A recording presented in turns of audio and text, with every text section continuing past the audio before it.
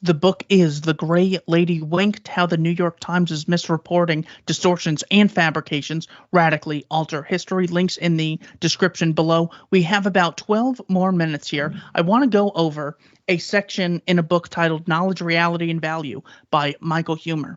He says the news is more or less garbage, and he has no problem making this generalization because he says basically all news today that we consume falls into three categories.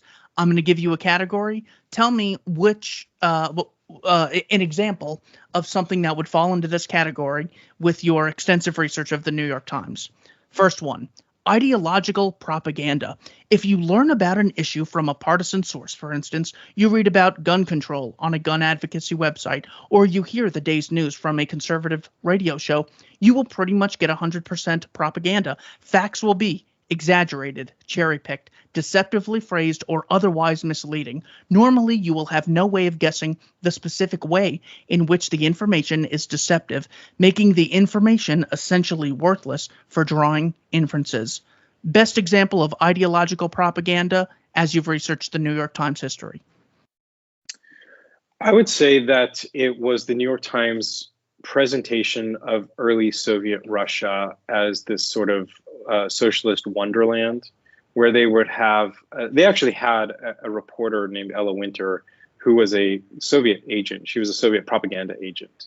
She was printing news articles in the New York Times about how amazing Russia was under the Soviets. And also you had prominent intellectuals like George Bernard Shaw writing about what a wonderful place this was and how everyone was like going out to the opera in Moscow, where we know the brutal realities that were existing at that time.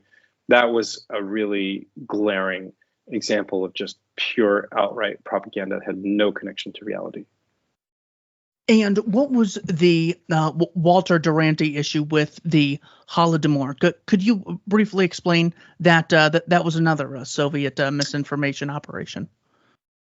Yeah, that was concurrent, and you know that actually, I would say that's actually a more of an American misinformation operation than a Soviet one, strangely. So Duranty covered up the Ukraine famine, which was Stalin's successful effort, tragically, to murder between 5 and 7 million people in Ukraine, peasants, who refused to go along with his collectivization plans, and so he just killed them by starving them. This was evident to anyone who had eyes and was present at the time in those areas. Duranty, who was the New York Times' Russia correspondent, he saw and knew exactly what was going on, yet his reporting carried the line that there was no famine in Ukraine whatsoever. There was some hardships and difficulties, but no famine. He denied the reporting of other reporters who claimed that there was. The reason he did it was because the New York Times was part of a consortium of big American business that really wanted to get back into the Russian market. They had the connection between the US and the Russia and those marketplaces had been disrupted by the revolution, and big American companies wanted access to that market of 150 million people that was rapidly industrializing. It was really too good an opportunity to pass up. That depended on trade relationships, which in turn depended on the US recognizing the legitimacy of the Soviet government, which they had not done, the US government had not done up until that point. But you were never going to convince the American people that the US government should recognize a regime if it had just murdered 5 million of its own people. So Duranty was called upon to deny that that happened. And when the recognition actually did take place, there was a big gala banquet at the Waldorf Astoria in New York, including the ambassador to the US, the Russian ambassador to the US, and his counterpart, the American ambassador to Russia, to the USSR, and a lot of other luminaries, including the head of Ford Motors and GM and major banks, JP Morgan and Chase Manhattan. Everybody was there. Walter Duranty was the only person that night to get a standing ovation because they all understood exactly what he had done for the cause. So this, we tend to think this is all about, ideology, and to my earlier point, a lot of it is about money, and that in that case, I think that's what it was. Yes, good Good points there. Here is an article from the Times on August 12th, 2017, Why Women Had Better Sex Under Socialism. The subheading is Red Century. Now, Yeah. I've exhausted all of my articles. I should have gone to archive.org for this, but either way, notice how anything related to Ron DeSantis, governor in America, or Donald Trump, immediately it goes to white supremacy and things that are, terrible.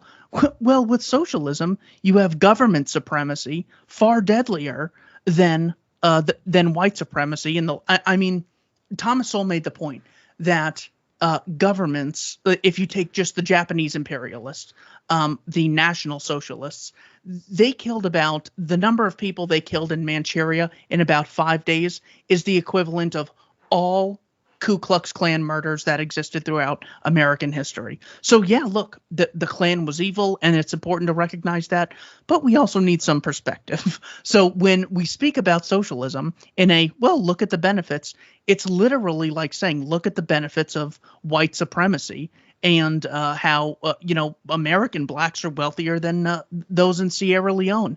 It should be that offensive and that evil when we hear something like intercourse was better under socialism. Oh, okay. We got two more of these. So he says the second category is sensationalism. Mainstream news sources make money by getting as many people as possible to watch their shows, read their articles, and so on. To do that, they try to make everything sound as scary, exciting, outrageous, or otherwise dramatic as possible. Best example of sensationalism in your research on the New York Times.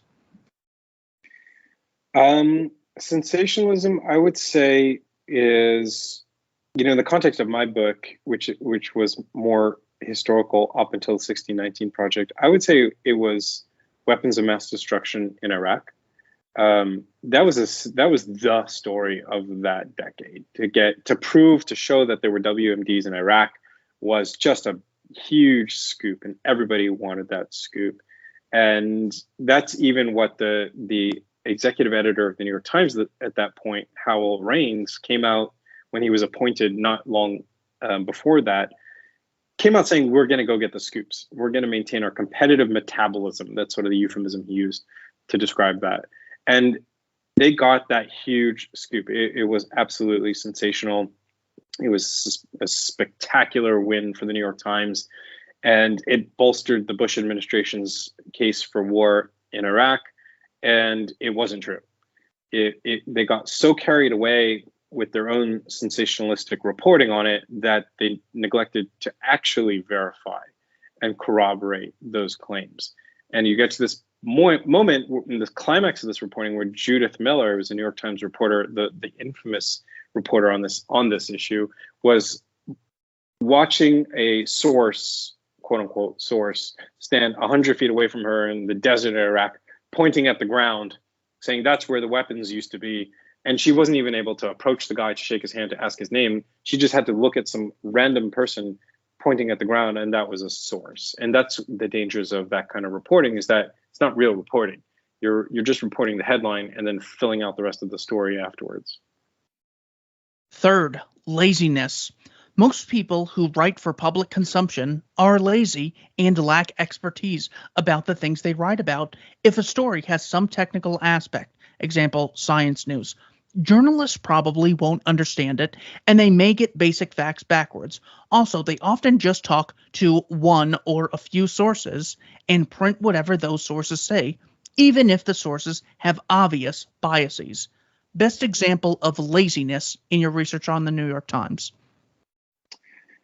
I would say there was the famous case in the Second Intifada in Israel, Palestinian uprising, where the New York Times printed a very, very influential and incendiary photo of what they supposed to be a Palestinian man being beaten mercilessly by an Israeli soldier. And that's the caption they ran to explain that photo.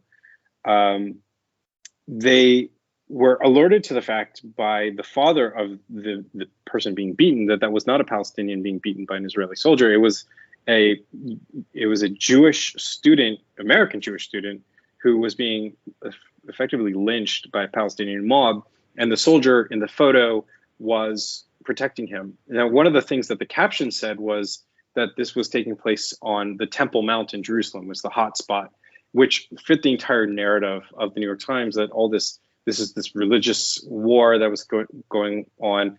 But if you looked at the photo, there was a gas station in the photo, and you just don't need to think that hard to understand that there's no gas station on the Temple Mount in Jerusalem, the holiest place in Judaism and one of the holy sites of Islam. And that's just laziness. But it's also a bit more than laziness. It's also a bit, the agenda was so strong, the narrative was so strong that it actually blinded them to what was in front of their face. That, namely, there can't be a gas station on the Temple Mount. Nobody saw that. None of the many editors and photo editors, layout editors noticed that fact. So that's a pretty good one. And it's connected to a larger issue there, which was Israel was accused of murdering a Palestinian boy, where, again, there was actually no evidence that took place in the way they said it did. And when it was actually examined by a French court and a French forensics expert in a separate trial, it was found that it was impossible. The New York Times never did the hard work. They hadn't had any people on the ground reporting that story. They just took it as an accepted fact, and they kept printing it again and again and again and again. And it was something that was used as a justification. The death of this little boy was used to justify the murder of Wall Street Journal reporter Daniel Pearl not that long after. So this is the kind of laziness that becomes extremely dangerous as well. Now, well, we've all seen the videos and photos of people escaping Cuba on these rafts built of garbage so they can hopefully get to America, escaping Castro to come to a much more free market economy where there is more opportunity. You have shown in your book that the New York Times was a vital tool that was used by Castro and his collaborators to take power in Cuba. What evidence do you have for this very interesting story? Yeah, that's something. I think it's one of these things that, it's pretty clearly, if you look at the facts and the timelines, Fidel Castro was not really a relevant force at the time. He was sort of a nothing, nobody.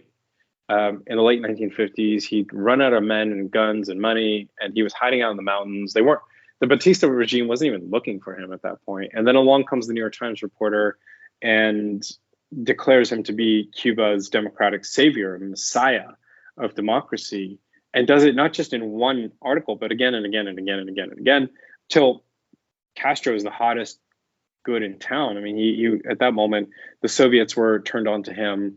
Money started to flow his way. Guns were flowing his way.